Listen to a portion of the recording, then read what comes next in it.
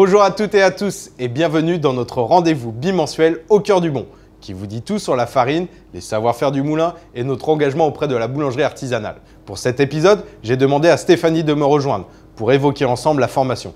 Bonjour Stéphanie. Bonjour Tony. Au moulin, nous avons remarqué que le regard sur la formation en boulangerie artisanale a bien évolué.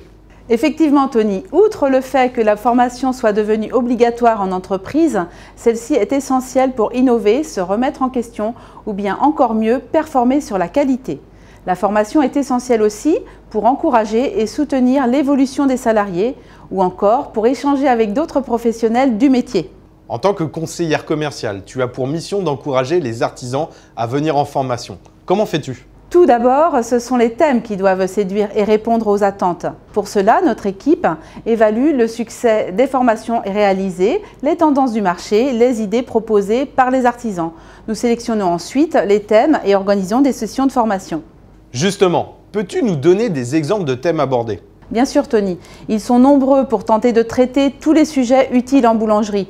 Nous réalisons des formations aussi bien techniques que transversales. Ainsi, les artisans et les salariés peuvent participer à des formations sur l'utilisation du levain, la viennoiserie, le snacking, les gâteaux de voyage par exemple, mais également sur les fondamentaux de la vente, l'hygiène en boutique, la performance et la rentabilité de la boulangerie ou encore la communication.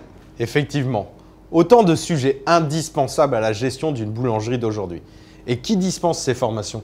Ces stages peuvent être animés par vous, les boulangers conseils pour la technique, par Catherine, formatrice en vente, ou encore par des intervenants extérieurs comme les meilleurs ouvriers de France. On le sait, la formation a un coût. C'est d'ailleurs souvent un frein. Alors comment faire ? C'est vrai et c'est dommage. Au Moulin, nous avons opté pour deux formules. D'un côté, nous avons les ateliers animés par notre équipe et pris en charge intégralement par la minoterie.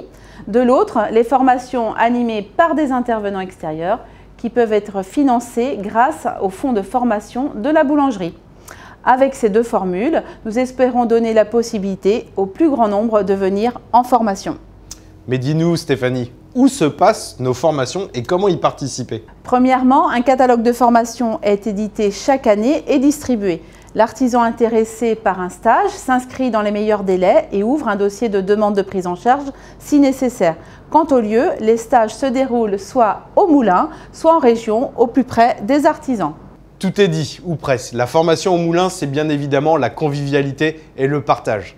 Ces stages sont l'occasion bien entendu de se perfectionner, d'échanger et de passer un très beau moment ensemble. Oui, je te rejoins Tony et je crois que c'est essentiel. On apprend mieux et on s'implique davantage quand on se sent en confiance et quand l'échange est facilité. Eh bien merci à toi Stéphanie. Vous l'aurez compris, la formation est essentielle pour plein de bonnes raisons et aussi pour passer un beau moment ensemble. Je vous donne rendez-vous dans 15 jours pour un nouvel épisode au cœur du bon. En attendant, comme le bon pain, cet épisode est à partager sans modération.